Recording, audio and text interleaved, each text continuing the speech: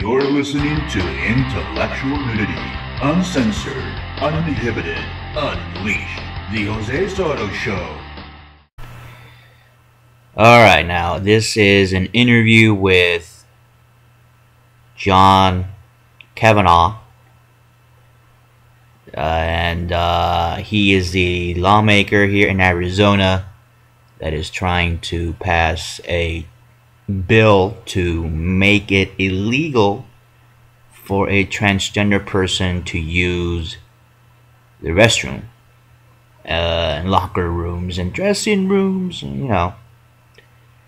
because we have a lot of things to take care of, especially the genitals of transgenders here in the state of Arizona. I'm just so bewildered. Like, what the hell's the matter with this guy? But anyway, let's talk to him, see what he says about this. Yeah, it's been changed, by the way. Okay. Basically, I kind of back. It's not going to be any misdemeanor or crime or anything.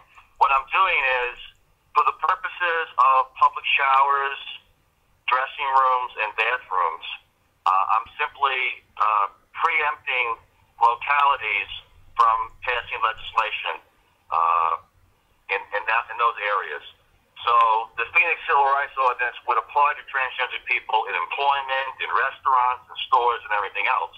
But they would not be able to make it a crime for a business to make somebody feel unwelcome in bathrooms, dressing rooms, and locker rooms based on the transgender status. So I'm carving that little bit out from the ability of the states, of local governments to go that far. So you're not gonna we're not gonna throw transgender people in jail, right? That's why you're now. No. Okay. No. Nor will we be throwing store owners who question somebody who's going into a restroom if they think the person is not of the designated sex. Wait, I'm sorry. They're gonna question? No, they're not. Well, I'm sorry. A store owner could say, "Hey, what are you doing going into the ladies' room to somebody he thinks is a guy?" But doing that would not make the store owner a criminal, nor could the person sue the store owner claiming that he was creating an unfriendly environment, which is what the Phoenix Ordinance says. Okay. May I ask what the motivation of this bill was? My major concern was not so much restrooms as the fact that somebody who's transgendered, but who still has the biological characteristics of a male, under that law would be allowed to go into a shower at a swimming pool or the dressing room at a gym or a health club and be totally into the ladies' room or ladies' shower and be totally naked when the person still has the biological characteristics of a male. So what about a father with a small little girl? Well, actually, my original bill had an exemption for people helping disabled people, for people who worked in the facilities, and for people helping young children. Even under the original bill, I took those situations into account. But now, like I said, that original bill is gone. So basically, what this does, if passed, what my law will do, it'll be Phoenix the day before they pass their ordinance, but only with respect to transgenders in showers, dressing rooms, and bathrooms. Okay. And so if a transgender person, let's say a female to male, no, I'm sorry. Yeah, let's say a female to male transgender needs to use the restroom or a locker room or something like that, and it's known that that person is not a male. So she, or actually he, is now supposed to use the female restroom. Well, let me do it this way. I'm rolling the law back to however it was the day before Phoenix passed their ordinance. And what I'm taking away is the Phoenix section that says if a store owner questions somebody, the store owner commits a crime, and the store owner can be sued. So however it was in those limited cases, transgender in these kind of personal spaces, however it was the day before Phoenix passed the ordinance, that's the way it'll be if my bill passes. Okay, so I'm just trying to get this straight. So if a transgender goes into a dressing room that supposedly the business owner feels like that person shouldn't belong there, he no longer has the. The business owner can say you have to leave. You have to leave. Okay. That's what the business owner can say. So it's up to the business owner's discretion. Yeah. So what if somebody, like, if it's a man that looks like a woman, but he's not transgender, he just looks feminine. And well, I guess the store owner would be making a mistake. But under your law, he will have that right. But they could, resolve it. Whatever they did before Phoenix passed the ordinance would be what would happen. And I guess these situations are handled in a lot of different ways. Well, I mean, don't want store owners thrown in jail or sued because they saw what they reasonably thought was a male going into a female facility or vice versa. Everybody can work it out however they want to, but I don't think any store owner should be criminally charged or sued. And a lot of the so-called transgender civil rights laws don't go as far as Phoenix did by getting involved with regulating bathrooms and showers and dressing. So the law in Tucson since 1999, it didn't go that far. Is that what you're saying? I don't know about Tucson. I know I got the language that I'm using from Maryland, some county in Maryland that. And the article that I read said that not all of the civil rights laws regarding transgender people extend to restrooms and showers and locker rooms. A lot of them stop short of that because that's a very sensitive area and controversial area. And so in Tucson, what I heard was that the Phoenix ordinance was basically a carbon copy of the Tucson law since 1999. Right, then Tucson could not criminalize store owners for asking people, what are they doing here? Yeah, isn't that the same with the Phoenix ordinance, though? Yeah, it would affect both of them then. No, but I'm saying the Phoenix ordinance doesn't force the store owners, to... It does. Under the Phoenix ordinance, if a store owner questions a transgender person, that store owner can be charged with a crime, and the transgender person can sue the store owner. That's the problem. It goes it goes further than a lot of these civil rights ordinances do. Okay. Now, I've also talked to somebody else. There was a lot of miscommunication, and I just want to clear some few things up. Somebody from the majority house, the House Majority Leader's office, said that transgenders using the bathrooms is already illegal. Is that true? I could say I was a cop in New York, and if we found a person who was legally a male in a women's room and the person didn't leave, we could lock them up for trespass. I don't know how the cops do it in Arizona, to tell you the truth. Okay. So what we're talking... My guess is that the cops just say you got to leave, and the person leaves most of the time. But I'm just speculating. Okay. So then, if the transgender person then has a post-operation, that means that, let's say... that's okay. If the transgender person has undergone the surgery, they can go down to the Bureau of Vital Records and they can have their legal sex designation changed. That's Arizona law. Okay. I just have another question about the perception about, how the Republican Party Chairman Reince Priebus stated that he wanted to kind of move the party forward and not focus too much on, well, what I say genitals, but isn't this kind of provoking a lot of negative attention to your party?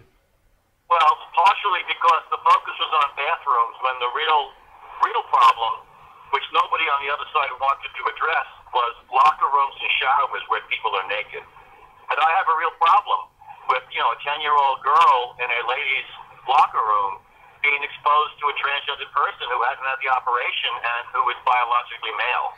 I got a real issue with that. And what is the issue? Is the issue that the transgender person might do something to the girl, or? No. The issue is that in our society, males don't expose a young girl shouldn't be exposed to the genitals of strange people. Yeah, especially the opposite sex. I mean, of the opposite sex. Of the opposite sex. Yeah, I mean, there's something really wrong when a 10-year-old girl is in a locker room and then there's somebody, you know, with the male sex organs openly in view of her. I have a real problem with that. Okay. So it's not that everybody in society, probably including a lot of transgender people, have a problem with that too. Well, a lot of transgender people have a problem with your bill, so. I understand, but do you think some of them also would be uneasy exposing themselves if they weren't fully changed to a 10-year-old girl in a locker room? Do you think they would have a problem with that? They have a problem with that? Well, what I've been, experiencing is that they cover themselves all the time. So That what? That they cover themselves because I have a transgender friend, and she uses the women's locker room at the gym. No problem. Never had a problem. She just covers herself. And I'll say something. Under my law, if I get to change and the person's doing it that way, then nobody will complain and the owner won't say anything, and it'll just happen the way it was before they went too far in Phoenix. I'm not making it a crime anymore. I'm just saying that you can't charge the owner of the facility with a crime for questioning whether somebody should be in a restroom. You can't make that person subject to a lawsuit. You know, if the owner wants to, they can create unisex bathrooms and dressing rooms under my bill. It's totally up to them. Okay, because I backed away considerably. Yeah, because somebody was suggesting this, like, why don't we have unisex bathrooms? And I say, well, according to Republican philosophy, you can't force. That's not true. That's not true. And my bill would not, even my bill in its original form, would not have banned unisex bathrooms. In fact, there's a place in Scottsdale called the Mint that has a unisex bathroom. My bill only dealt with these facilities, bathrooms and showers that were designated for exclusive use by one gender. That's all my bill dealt with. I never said you couldn't have a unisex or a family restroom. And a lot of people twisted what my bill said, for political purposes to win the argument, and they made straw man arguments out of a lot of it.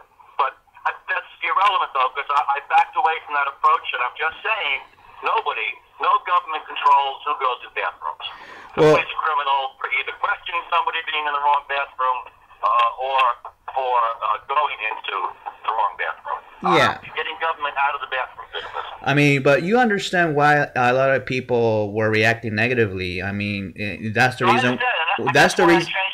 That's the reason why you changed it, because basically Arizona will be the only jurisdiction in the whole world that would be throwing transgender people in jail. If you look at other countries, that's why I changed the bill. Because even in Iran, they don't even do that, and they have more respect for transgender people. That's why I changed the bill. That's not what the bill is anymore. So. But that's what it was, and that's what's left. I heard what you and other people said, and I changed the bill. Yeah, well. Isn't that a good thing? Yeah, it's a good thing, but I'm just looking at it politically.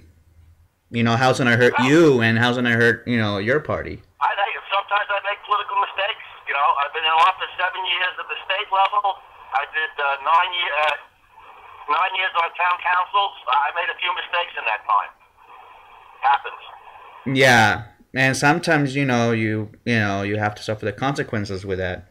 Because I used to vote every 2 years. Yeah, because I'm kind of very disappointed in the fact that we're taking time to really deal with this. Because this, I thought many Republicans think, well, the local level people can decide these issues, but it looks like not true. There are issues of statewide importance, like gun regulation, that we don't allow hodgepodge mosaic of rules to occur. So not everything is a local issue. There has to be statewide consistency sometimes. So the Tea Party is wrong then on that, right? I don't think the Tea Party's taking a position on. No, I mean what I've been gathering is that they always say, certain, the local level is prime, is number one, and then the state level, and then the federal level. You see what I'm saying? No, the Tea Party. The Tea Party was strongly in support of my bill that prohibited localities from banning guns in people's locked cars.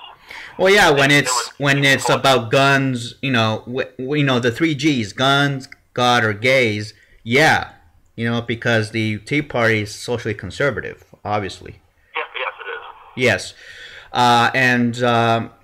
That's why it has a bad kind of image. The last couple of years, their popularity has gone down, all the way down.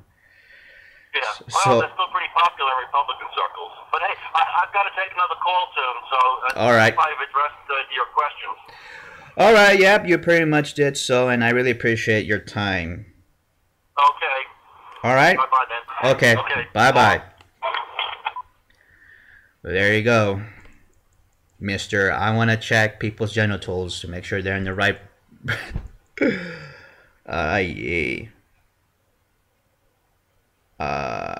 I don't know. This state has a lot of problems that we have to deal with. Medicaid, the economy, real estate, and all that shit. And to have some moron like this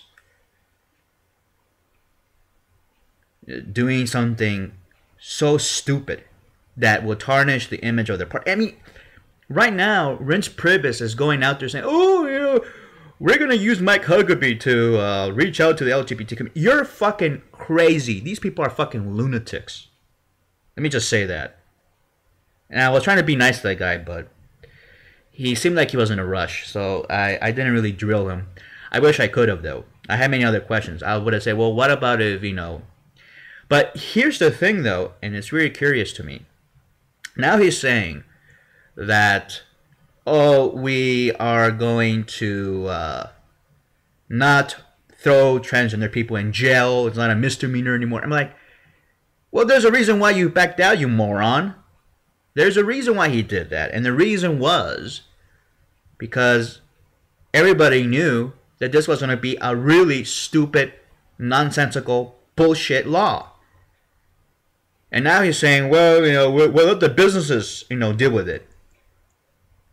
That's how they've always been doing it. So, now what? Now all it does is exempt businesses from being sued. Okay, well, if that's the case, I guess we can deal with that. I don't know. I have to see what the end result would be.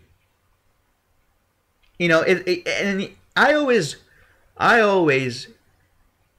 catch these goofs, these teabaggers. They always contradict themselves. The local level is prime. The local level is number one, and then the county, and then the state, and then last the federal.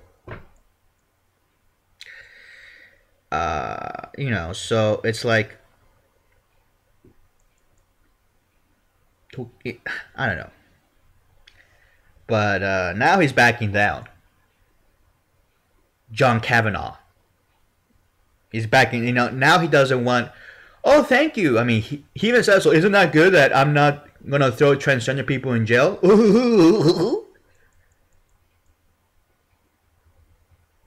It's like Hitler saying, hey, at least I'm not trying to kill the Jews. I still hate them.